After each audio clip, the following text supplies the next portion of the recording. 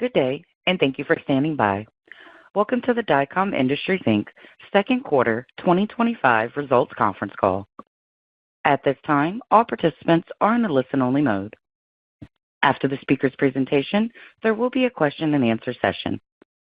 To ask a question during the session, you will need to press star 11 on your telephone. You will then hear an automated message advising your hand is raised.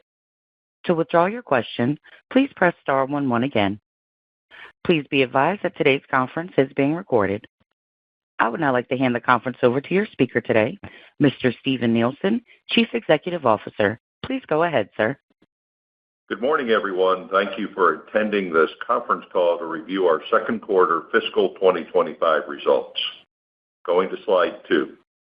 During this call, we will be referring to a slide presentation which can be found on our website's Investor Center main page. Relevant slides will be identified by number throughout our presentation. Today we have on the call Dan Peyovich, our President and Chief Operating Officer, Drew DeFerrari, our Chief Financial Officer, and Ryan Urness, our General Counsel. Now I will turn the call over to Ryan Urness. Thank you, Steve. All forward-looking statements made during this conference call are provided pursuant to the Safe Harbor provisions of the Private Securities Litigation Reform Act of 1995. Forward-looking statements include all comments reflecting our expectations, assumptions, or beliefs about future events. These forward-looking statements are subject to risks and uncertainties which may cause actual results to differ materially from current projections, including those risks discussed in the company's filings with the U.S. Securities and Exchange Commission. Forward-looking statements are made solely as of the original broadcast date of this conference call, and we assume no obligation to update any forward-looking statements. Steve? Thanks, Ryan. On June 17th, after over 25 years as Dycom CEO, I announced my retirement effective November 30th. Upon my retirement, Dan Peyovich will become our CEO. Now I will turn the call over to Dan for some opening comments. Thank you, Steve. Most importantly, thank you for your decades of leadership. You have built Dycom into a true leader in our industry, and I look forward to continuing to work alongside you over the coming months. Congratulations on your upcoming retirement. I would like to thank all my teammates at Dycom for welcoming me and for your support for the past 3.5 years. I'm constantly impressed by your focus on executing our work safely, your passion for our business, and your dedication to delivering quality for our customers. Our success is because of you. The opportunities in our industry are unprecedented, and I believe we are well positioned to continue our growth as we pursue our vision to connect America. I am honored and excited to lead Dycom in this next chapter. Steve, back to you. Dan, I'm excited for you and Dycom as you lead our company to a bright future. Before I review our results and industry opportunities, I would like to thank my fellow employees for their hard work and dedication. Your efforts make Dycom the special place it is. To our directors, thanks for your wisdom, guidance, and oversight. I finished my time as CEO a much better leader because of you. And finally, to my fellow shareholders, your support as I have led our company has been invaluable. Thanks for the opportunity to benefit from your counsel and the market's discipline. November's earnings call will be my last. For purposes of this call, I will be handling the Q&A. Now moving to slide 4 and a review of our second quarter results. As we review our results, please note that in our comments today and in the accompanying slides, we reference certain non-GAAP measures. We refer you to slides 15 through 20 for a reconciliation of these non-GAAP measures to their corresponding GAAP measures. Now for the quarter. Revenue increased year over year to $1.203 billion, an increase of 15.5%. Organic revenue increased 9.2%. As we deployed gigabit wireline networks, wireless wireline converged networks, and wireless networks, this quarter reflected an increase in demand from 3 of our top 5 customers. Gross margin was 20.8% of revenue and increased 52 basis points compared to the second quarter of fiscal 2024. General and administrative expenses were 8.3% of revenue, and all of these factors produced adjusted EBITDA of $158.3 million, or 13.2% of revenue, and adjusted earnings per share of $2.46. Liquidity was strong at $622 million. Now going to slide 5. In August, subsequent to the end of our second quarter, we completed the acquisition of Black & Veatch's public carrier wireless telecommunications infrastructure business for $150 million. This business provides wireless construction services primarily in the states of New York, New Jersey, Missouri, Kansas, Colorado, Utah, Wyoming, Idaho, and Montana, and is our largest ever wireless services acquisition. It strategically expands our geographic presence, enabling us to more broadly address growth opportunities in wireless network modernization, including Open RAN transformation initiatives and deployment services. During our third and fourth quarter of fiscal 25, we expect modest revenues as the business is currently focused on site acquisition for next year's construction program. For fiscal year 26, we anticipate this acquisition to contribute $250 to $275 million of revenue, with post-integration EBITDA margins in line with our consolidated average. Finally, while our review of acquired backlog is still preliminary, we currently expect this acquisition to add approximately $1 billion of total backlog, which we will reflect in our third quarter report. Now moving to slide 6. Today, an increasing number of diverse industry participants are constructing or upgrading wireline networks throughout the country. These wireline networks enable the delivery of gigabit network speeds to consumers and businesses. In addition, the advent of AI data centers has sparked interest in broad new national deployments of high-capacity, low-latency intercity networks, as well as metro rings. The level of interest in intercity networks is the highest we have seen in the last 25 years. Finally, wireless networks are deploying additional spectrum bands and equipment so as to more broadly and efficiently provision higher broadband services for both fixed and mobile access. Industry participants have stated their belief that a single high-capacity fiber network can most cost-effectively deliver services to both consumers and businesses, enabling multiple revenue streams from a single investment. Some of these same industry participants who also provide wireless services strongly believe that the ability to provision converged wireline fiber and wireless services creates significant competitive advantages. This belief is evident as some wireless providers have recently invested in new fiber providers, while another wireline wireless provider is deploying fiber networks outside its traditional geographic footprint. These views support our belief that the appetite for massive fiber deployments is irreversible. As a result, we continue to see a meaningfully broader set of opportunities for our industry.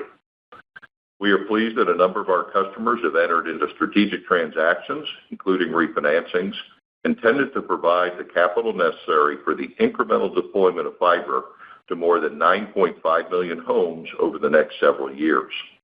These individual transactions are currently awaiting regulatory approval, which is currently expected over the next 12 to 18 months. In addition to the incremental private capital associated with these transactions, a wide variety of programs are providing public capital to support broadband deployments. The largest of these programs, the Broadband Equity Access Deployment Program, or BEAD, includes over $40 billion for the construction of rural communications networks in unserved and underserved areas across the country. This represents an unprecedented level of support and meaningfully increases the rural market that we expect will ultimately be addressed. As of early this week, 35 states and territories have completed all 10 approval steps as required by the NTIA, while 21 others have completed 9 of the 10. To date, approximately $22 billion, or 53% of the program total, has received initial proposal approval. We believe the magnitude and importance of BEAD should not be underappreciated, as it addresses some of the most difficult and expensive locations to deploy in America and represents a generational deployment opportunity. For planning purposes, we currently expect to see BEAD opportunities during the third quarter of calendar year 2025. As BEAD continues to develop, we are also seeing significant deployment activity funded by other state and federal programs. Macroeconomic conditions appear stable. In addition, the market for labor has improved in many regions around the country. Automotive and equipment supply chains have normalized, and prices for capital equipment have been stable since the first of the year. Within this context, we remain confident that our scale and financial strength position us well to deliver valuable service to our customers. Moving to slide 7. During the quarter, revenue increased 15.5%. Our top 5 customers combined produced 54.9% of revenue, increasing 7.1% organically. Demand increased from 3 of our top 5 customers. All other customers increased 12.3% organically. AT&T was our largest customer at 17.5% of revenue, or $210.2 million. AT&T grew organically 20.6%, its first quarter of organic growth since the January of 2023 quarter.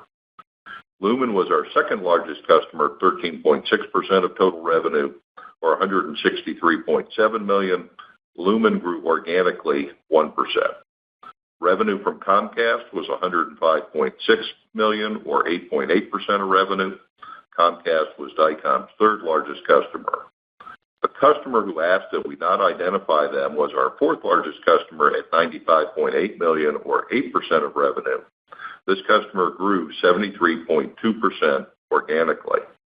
And finally, Verizon was our fifth largest customer at $85.3 million, or 7.1% of revenue. This is the 22nd consecutive quarter where all of our other customers in aggregate, excluding the top 5 customers, have grown organically. Of note, fiber construction revenue from electric utilities was $88.7 million in the quarter. We have extended our geographic reach and expanded our program management and network planning services.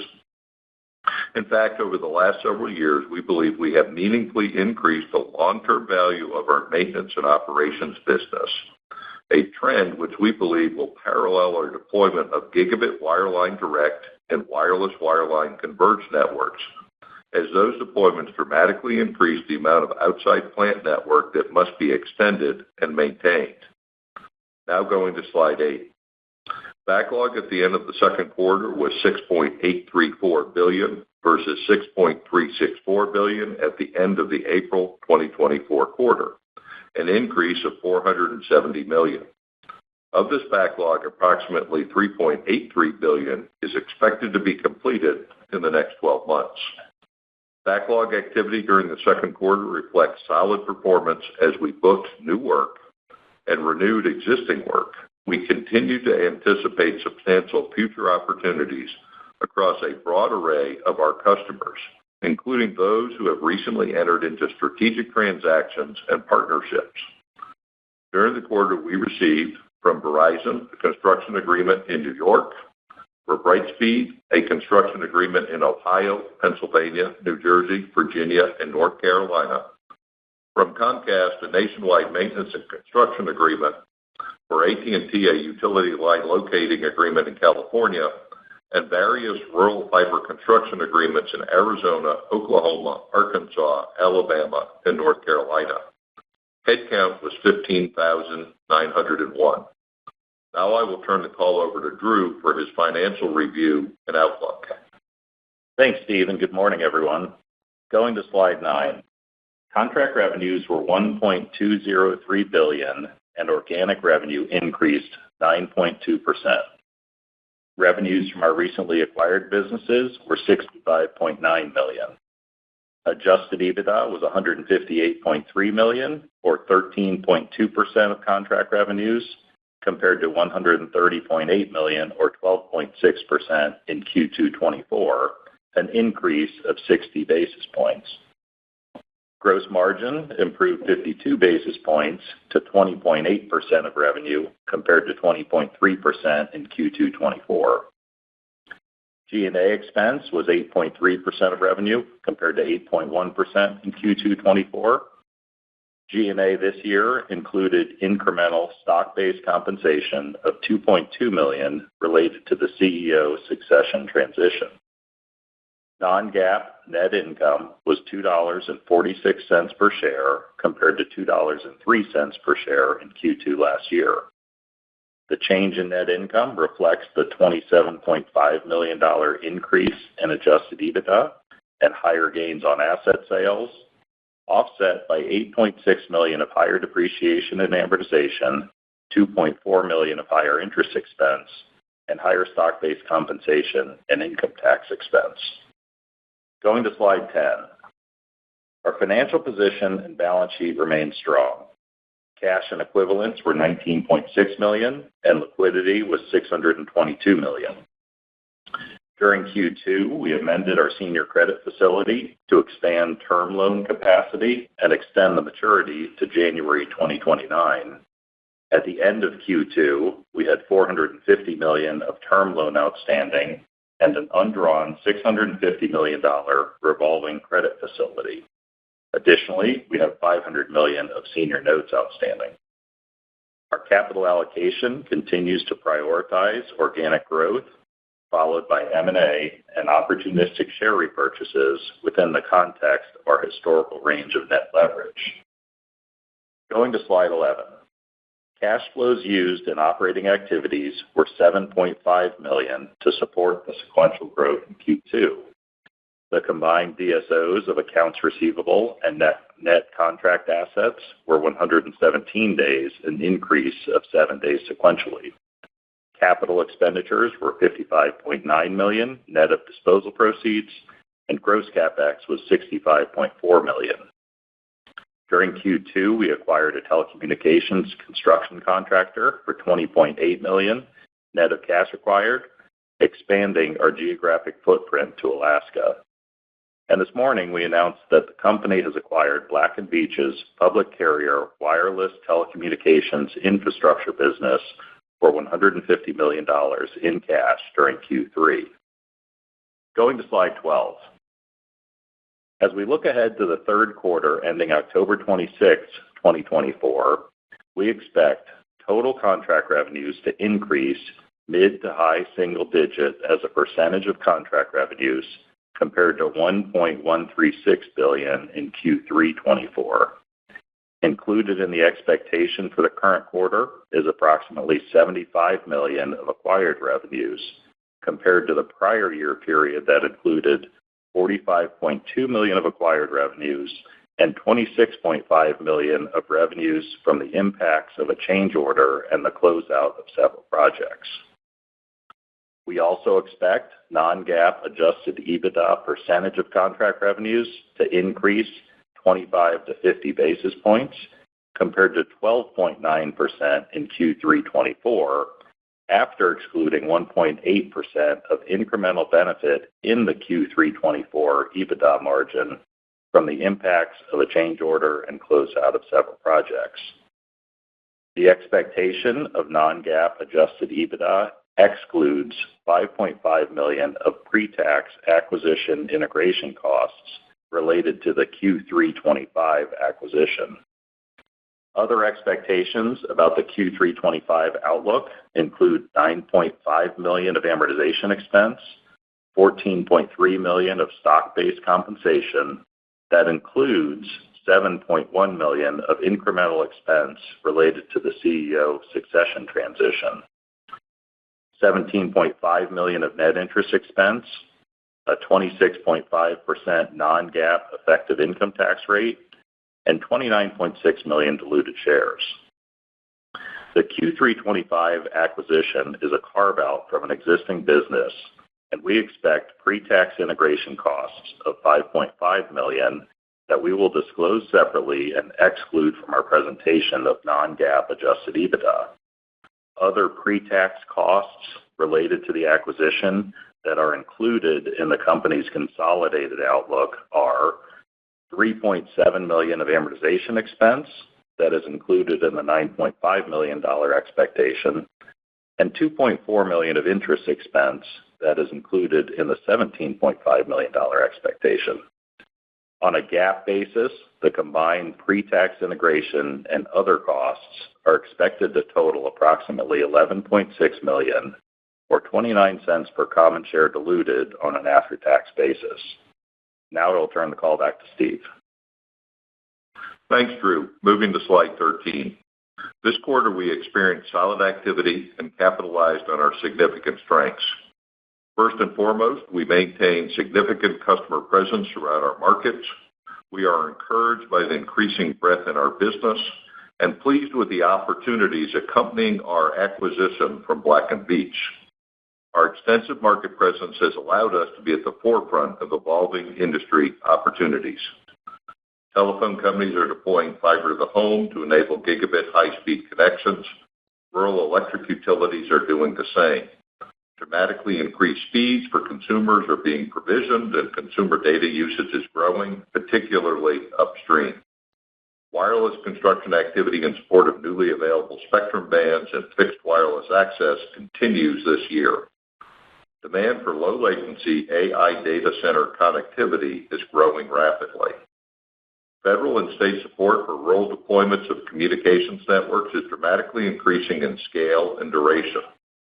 Cable operators are increasing fiber deployments in rural America. Capacity expansion projects are underway.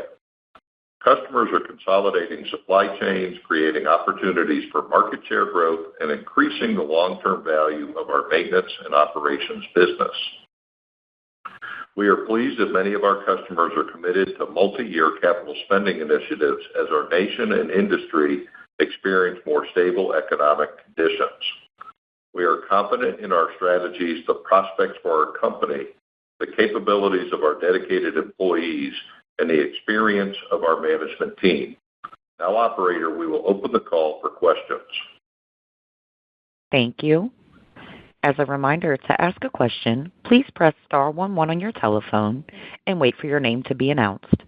To withdraw your question, please press star 11 again. Please stand by while we compile the Q&A roster. And our first question will come from Alex Riegel from B. Riley Securities. Your line is open. Good morning, Steve and Dan. And Dan, welcome to the call here. Look forward to hearing from you over the next few quarters and many years to come. Thank you. A couple quick questions here. First,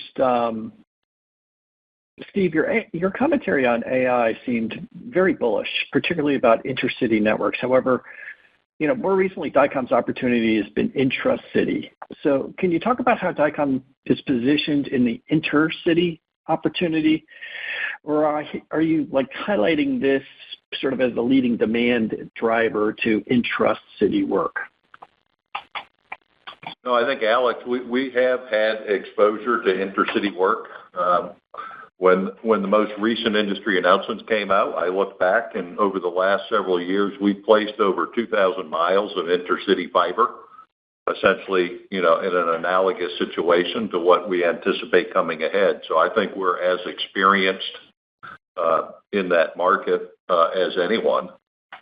Because we have long histories here in the subsidiaries, we've worked a number of the routes that I think will anticipate some activity, and if you go back far enough, we probably built some of them. So I think that's a significant opportunity for us. I think more directly on the AI opportunity in general is that you've seen the announcements from Lumen and Microsoft and Corning, but probably as interesting is the fact that in a number of industry events, people have highlighted the importance of low latency to AI as it moves from training to inference.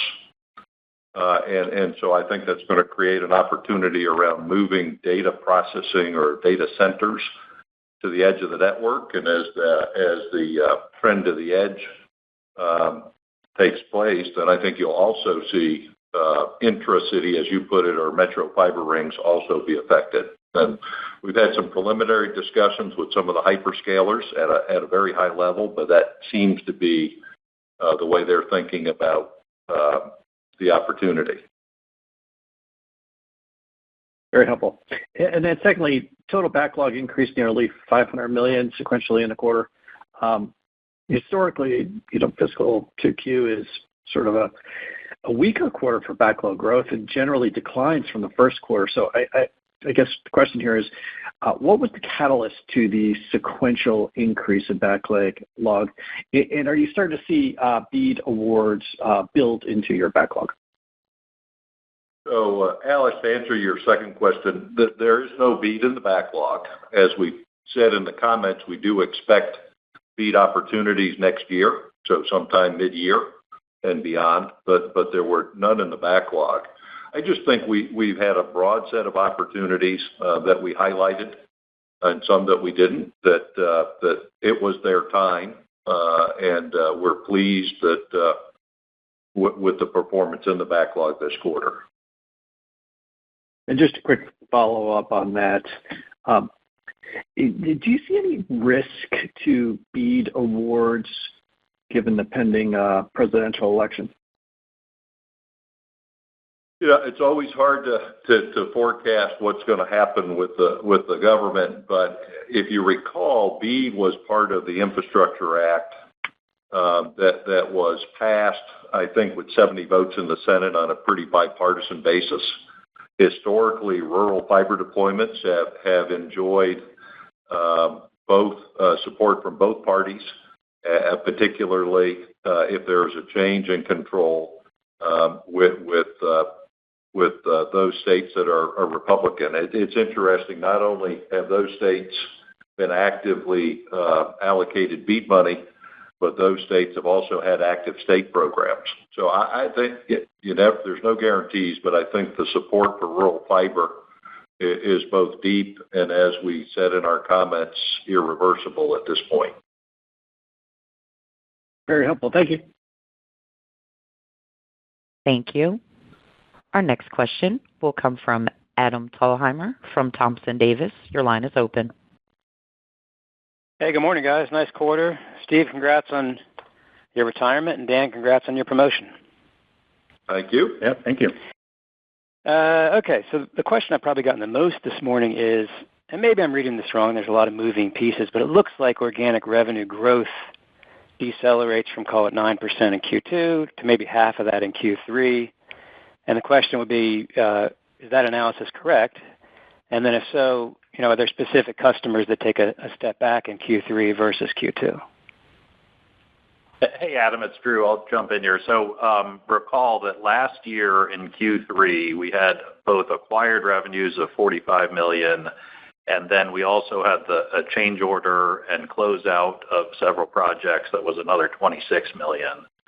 So if you take that out of last year's number, and then you take the expected $75 million out of this year's number, I think you'll get to organic growth similar to overall growth, which is in that mid to high single digit range. Yeah, and I think I add it'd be nice if we could have a $26 million change order and close out every third quarter, Adam, but that's why we called it out a year ago, was that people would be aware of it.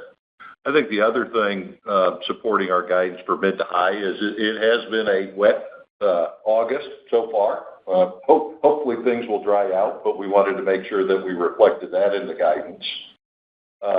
We have one customer that we think may be a little bit slower that's had a pretty strong first half of the year. And this is always hard to deal with or calculate with certainty, but we've been encouraged by the pace of BEAD approvals. The state level approvals by NTIA had picked up over the summer, and it may be a little bit counterintuitive, but for some of the smaller customers that they've seen evidence that, hey, this BEAD thing is coming, these states are getting approved, and so we know that within a year there's going to be real activity on that plan, that they may have slowed a little bit going into the back half of the year. But again, hard to tell with real certainty, but it has been an impressive run of state approvals in the last, call it 6 weeks. Okay. All that makes sense. And then wanted to ask about Black & Veatch. $1 billion backlog seems high. And I'm curious how diversified it is from a customer standpoint. And the other thing I'm curious about is their model is different than yours, right? They practically don't do any self-performed construction. So I'm curious how you're going to change that model. Well, first on the backlog, Adam, it comes primarily from turfing arrangements in the states that we listed in the press release, as well as new site builds. And it's work that we're well familiar with a very good customer. I think there are significant synergies as we've looked at the transaction. We've spent a lot of time and effort and money in the last several years enhancing our program and project management systems for the prosecution of wireless work. We think our folks do it well, and we think that this acquisition was a great way for us to create even more value out of the investments we've made in those systems over the last several years. Great. I'll turn it over. Thank you. Thank you. And our next question will come from Sangeeta Jain from KeyBanc Capital Markets. Your line is open. Yes, good morning. Thanks for taking my question. If I can ask a follow-up on the Black & Veatch acquisition, Steve, maybe from a strategic point of view, you're seeing so much growth on the wireline side. Can you tell us what made you think about making an acquisition on the wireless side here?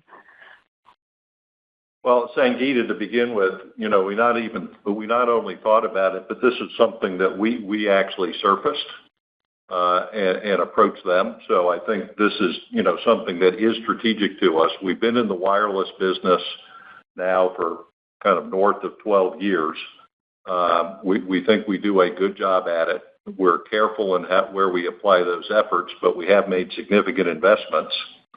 And to us, it's just a broader theme of becoming a better partner for all of our customers, particularly those that do both wireline and wireless. I mean, ultimately, in those customer organizations, we work for the same people. And so this was a solid enhancement to our business. And, we're excited about not only the business we've acquired, but potential opportunities that may bring in the future. Great. And if I can ask a follow-up, the acquired revenue in your F3Q guide seems a little bit higher than what we would have expected. So I was wondering if there's a specific call-out on where the acquisition is outperforming, because it seems like Black & Veatch is going to be a modest contributor the next couple quarters. Sure. This is Drew again. So on the acquisition, if you recall, last year in the third quarter, we made an acquisition as well. And so we're backing out within this year's the $75 million. That includes the acquisition since the Q3 of last year, as well as the two that we've done earlier this year, and now the new acquisition in Q3 of this year. So it's the combination of all of those businesses in the acquired results. Yeah, and I think, Sangeeta, modest in our mind, it's preliminary. We're still working. We've owned the business now since August 5th, so we're still tightening down our revenue forecast. But, $10 to $15 million this quarter seems reasonable. Hopefully more. Okay, got it. But that's what we're expecting at the moment. Got it. Thank you. Thank you. And our next question will come from Alex Waters from BofA. Your line is open. Hey, good morning, guys. Thanks so much for taking my questions. Steve, congrats on the retirement, and Dan, congratulations to you as well. Maybe just first off here, kind of going back to Alex's first question. Steve, in the past, you've noted kind of that data center opportunity has been modest to revenues. Have your thoughts evolved much more than that to what it could be a contributor for Dycom? And then maybe just secondly, so really strong growth from customer number 4 this quarter. I know you spoke to it a little bit in your prepared remarks, but can you discuss a little bit more about what's really driving that growth and your expectations for them going forward? Thanks. Sure. So Alex, with respect to data centers, as we talked about them, and at least what we had observed previously, there were clearly new data centers being constructed. In some cases, they were being constructed in areas of the country that were not closely associated with existing internet backbone. So there were certainly some opportunities for laterals. If you look at the announcement between Lumen and Microsoft, and then the subsequent supply announcement by Corning, that these are not small projects. These are projects that on routes that are measured in the thousands of miles.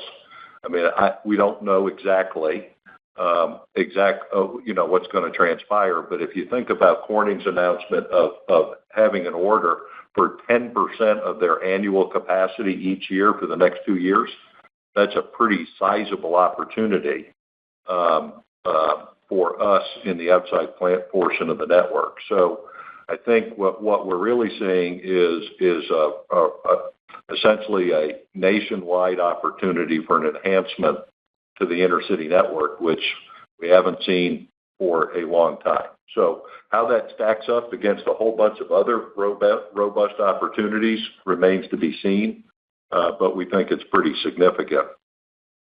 And then I think with respect to the customer you referenced, and that just more broadly, we were really pleased with the news flow over the last, let's call it, 2 to 3 months, in that you had a number of strategic transactions where you had new sources of capital coming in to support the deployment of new high-capacity networks. And so I think what that indicates to me is several things. So first, if you look at our customers like number 4, as well as a number of others that are traditionally very significant to us, they really seem pleased with the returns to their deployment of capital to build out new high-capacity infrastructure. So we're seeing programs broaden either geographically or in duration. So we're seeing more and for longer. We talked a little bit about the federal and state support. If you think about over the last 3 years, that's been a phenomenal amount of capital that's been committed by both federal and state governments. We just talked about the AI opportunity. What's always interesting in this industry is just when you think you know where all the money's going to come from, there's a new source.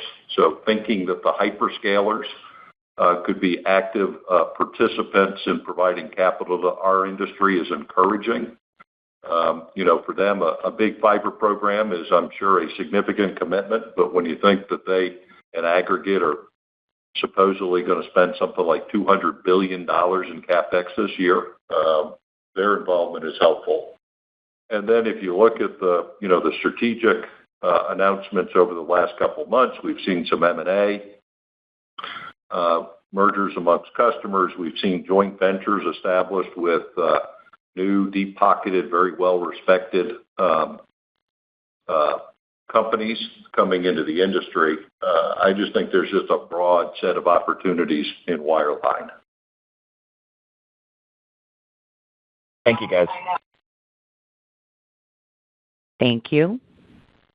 And our next question will come from Steven Fisher from UBS. Your line is open. Well, thanks. Good morning, and best wishes, Steve and Dan. Maybe just to start off with some follow-ups on Black & Veatch, just curious what the growth rate embedded in that $250 to $275 million of revenues is for 2020 for your fiscal 26. So what's the trailing right now, or what's the calendar 24 expected to be, and how much of that 250 to 275 is in backlog?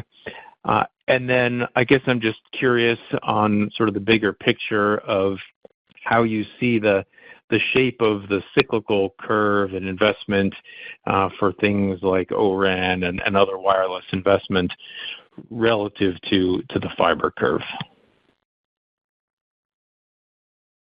Yeah. So Steve, just to take your first question about the trailing revenues, I mean, we didn't buy the business that way. In wireless, there is lots of visibility when new programs are initiated down to the site level. And we use that information to create a good forecast for, let's call it, the next 30 months. So the back half of this year and the 2 years following. And that's really literally down to the number of sites in each one of these states. So we have good visibility. From a growth perspective, as we just indicated, we're not looking at more than $10 to $15 million in revenue each of these last 2 quarters. So when you comp that next year, obviously, essentially all of the revenue that we see in the back half of next year is going to be organic out of the acquisition in the way that we calculate organic growth. So we think it's a good organic growth opportunity. We think that the construction activity, as scheduled, will increase beginning at the first of the year. And so we think that's a very good, solid plan. In terms of the revenue forecast, that's all in backlog. I mean, that $1 billion in backlog really extends through the end of calendar 27. And then I think in general, we're just pleased to participate in this deployment of new equipment to modernize the network. I think that's a trend that we expect to continue for a while. There's clearly been one very major announcement in that space, and I believe it was a several-year announcement, and that's what we're going to be in support of. Okay, that's helpful. And then just maybe to follow up on Adam's question earlier about the growth in the third quarter, agree that it's a little slower than we would have expected, and you gave some color there. I guess I'm just kind of curious about the bigger picture on organic growth here. With so much private investment and all the public funding, it seems like there should be potential for double-digit organic growth here. Should we assume that we should be kind of building on this kind of mid to upper single-digit growth from here, or is there something that's still kind of restraining it when we think about the next kind of handful of quarters? I think, Steve, what we're always factoring into our outlook is that we understand the big growth drivers to the business. They're significant. We've been able to grow double digits before. We had sizable growth, as you recall, over the last 2-3 fiscal years. And there's nothing structurally that would say there's a lack of opportunity that wouldn't support that kind of growth again. But there's no guarantees. This is a service business. We earn the business one day at a time. We think we're well positioned. And it is always encouraging when we see customers announcing new initiatives, for example, to take advantage of hyperscaler capital, or just new capital coming into the space to do more of what we already do. It's interesting that just the most recent announcements in the space in the last couple, over the last 6 months, have added over 9.5 million homes incrementally to everybody's plans over the next 4 or 5 years. So we're encouraged. Perfect. Thanks very much. Thank you. Our next question will come from Rob Palmisano from Raymond James. Your line is open. Hey, guys. This is Rob, one for Frank. Steve, congratulations on your retirement. And Dan, congratulations on your new opportunity. Curious, do you expect to get a decent amount of business from the Lumen AI fiber build? How much, do you guys do more generally with blowing fiber? How profitable is that business versus putting a shovel in the ground? Have you talked with these guys, and do you expect to be a part of that process? Thank you. Yeah, Rob, I guess what I can say, as I mentioned earlier, we're in process or have completed over 2,000 miles of this type of work. So we think we understand that part of the network reasonably well, or as well as anybody else. If you go back long enough, some of the intercity routes, or a good portion of some of the regions of the country, we actually were part of the construction process. So we have lots of history in that part of the network. I wouldn't ever comment specifically on an individual customer opportunity.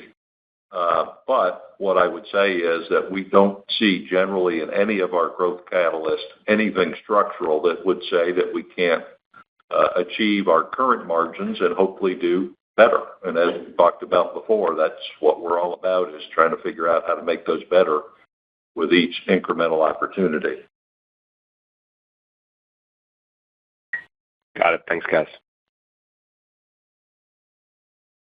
Thank you. Our next question will come from Brent Thielman from D.A. Davidson. Your line is open. Yeah, thanks. Good morning. Steve, just curious what actions you need to take at Black & Veatch just to get the margins up to the corporate average. Are there, big investments you need to make there, legacy agreements, anything like that? Yeah, Brent, I think the good news is the investments that we made in our own business to create scalability and to improve the efficiency and timeliness of service delivery all exist. Now, that it's a big organization. We're getting good cooperation from the new folks, but it's really a blocking and tackling exercise. This is a business that we understand, where we have complete familiarity with the customer's administrative systems. And so it's really just an execution and a people investment, systems investment that's in place.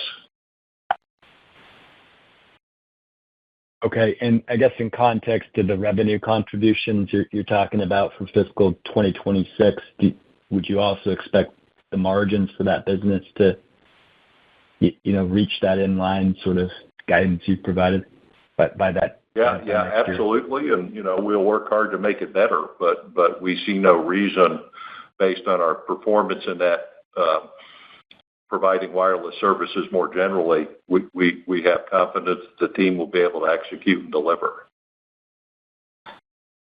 Okay. And then in the context of the third quarter outlook, Steve, and using the 12.9% EBITDA margin as the base here, I guess, I mean, is there anything that's restraining your ability to expand margins faster? Seems to me it's still an environment that should be in your favor in that regard.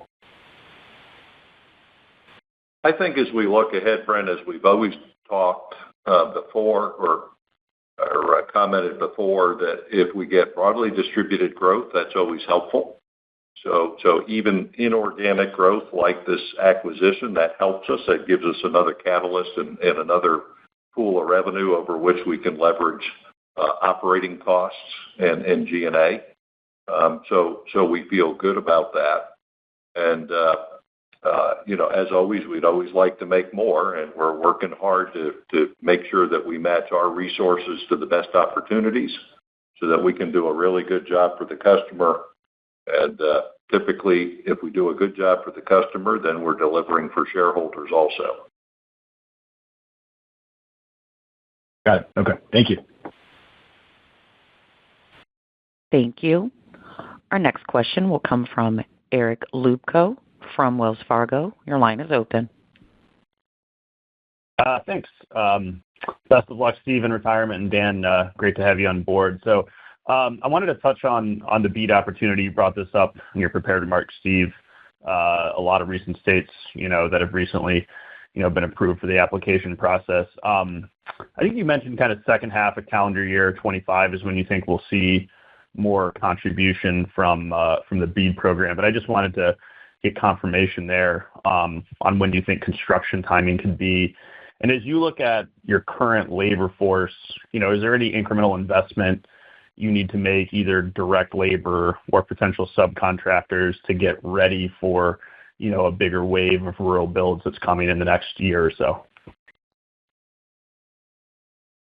Yeah, Eric, again, in any government program, they're all a little bit different. We'll have to see how it plays out. But there are requirements in the program that once these approvals are secured, that starts a calendar that has to be met. And so we think that this increased cadence of approvals should drive more activity, let's call it, within the next year. Of course, we've got to get through, design and permitting and material and all those other things. But when this comes, it's going to be significant. And I think that's always the tension on the street, right? Not to over-anticipate, but then again, also don't underappreciate the significance of a program that's going to be addressing some of the most difficult and expensive passings for communications infrastructure that's ever been built.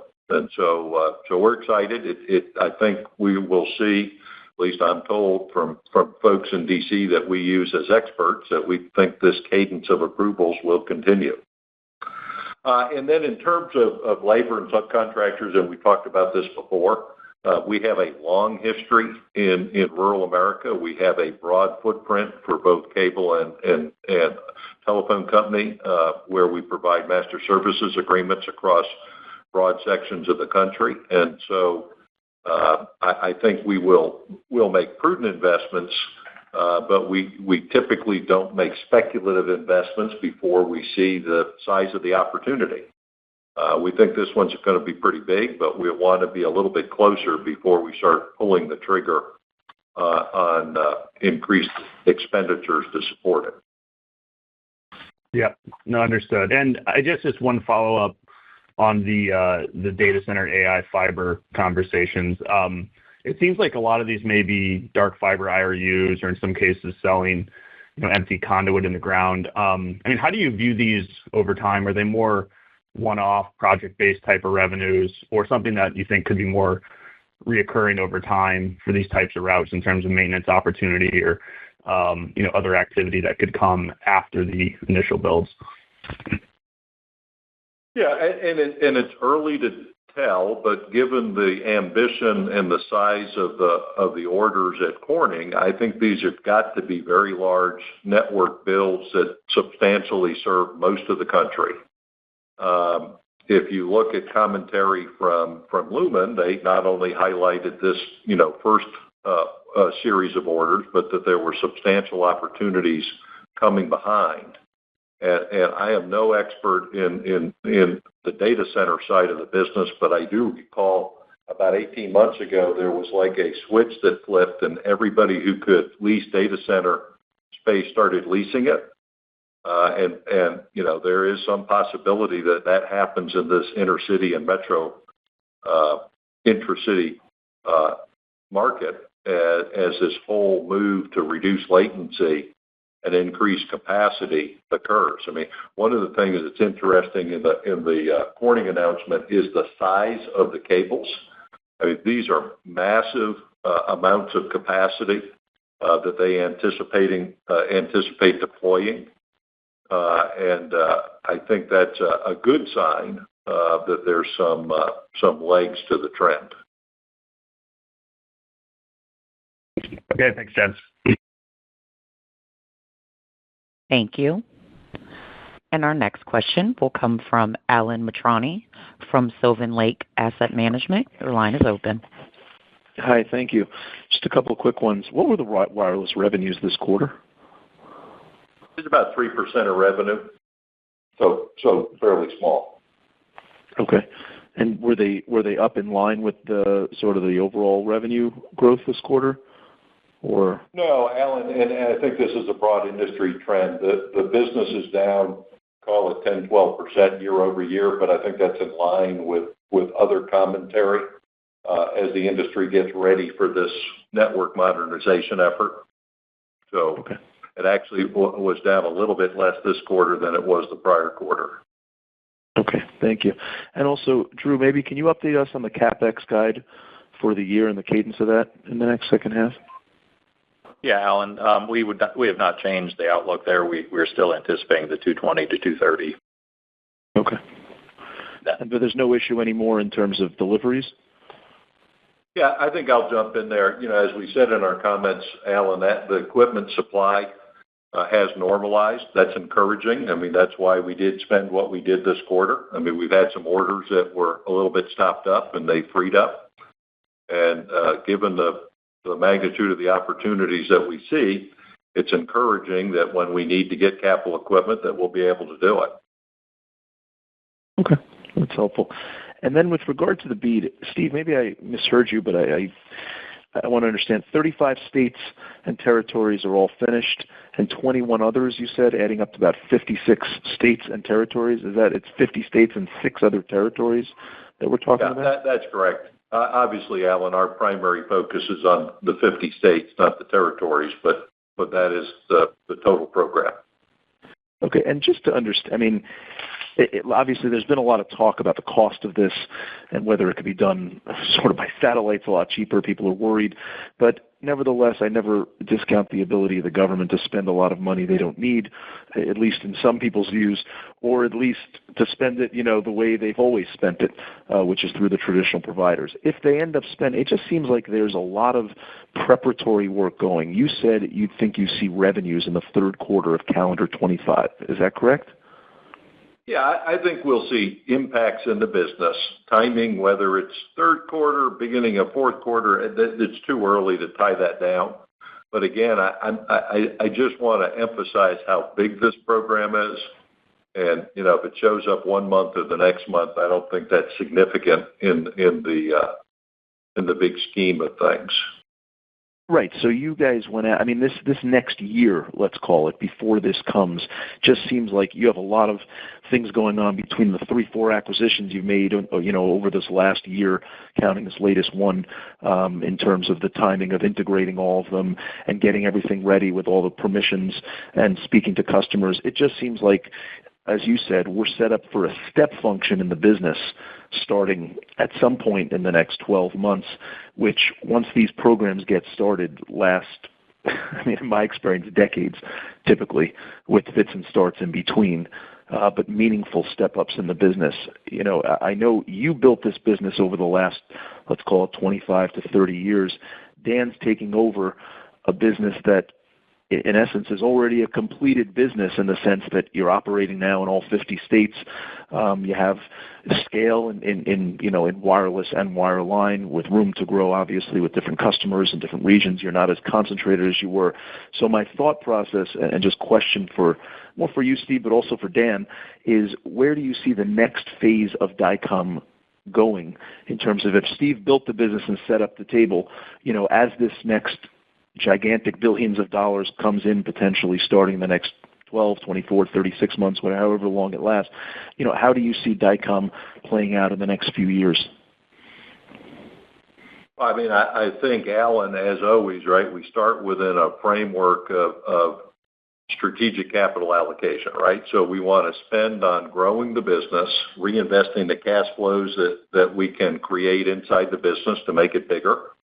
We'll look at acquisitions as we have over the last year. I mean, it's interesting that if you aggregate the acquisitions over the last year, they approximate in size what we did in 2012 with the acquisitions from Quanta that have worked out well for us. So we think that these, are good long-term investments in the business. This is a business, right, where you're always your ultimate success is based on your ability to execute, which is why we've always focused on having operating people lead the company. And with that, I'll turn it over to Dan. Yeah, Alan, what I would say is, the past 4 years that I've almost been here now, I've worked closely with Steve and Drew, and what I can tell you is, I'm very much aligned on the strategy that they helped create a very long time ago, and it's been successful for Dycom, and we see that continuing in the future. You might say, Alan, that he's set up to really generate the rewards from that generation of strategy. Or he and Drew, anyway. The rewards are all about execution, so that's something as shareholders we hope will work out well over the next couple of years. We know you don't control the purse strings, so it's just a question of capitalizing on and doing that. And best of luck to you. Thank you. Thank you. And I am showing no further questions from our phone lines. I'd now like to turn the conference back over to Steven Nielsen for any closing remarks. Well, we thank everybody for your time and attendance and interest in the company, and we look forward to speaking to you again on our next quarter call. Just want everybody to note, this year it's the third week of November, which thankfully for everybody is the week before Thanksgiving and not the week of Thanksgiving. So we'll talk to you again then. Thank you. Thank you. This concludes today's conference call. Thank you for your participation. You may now disconnect. Everyone, have a wonderful day.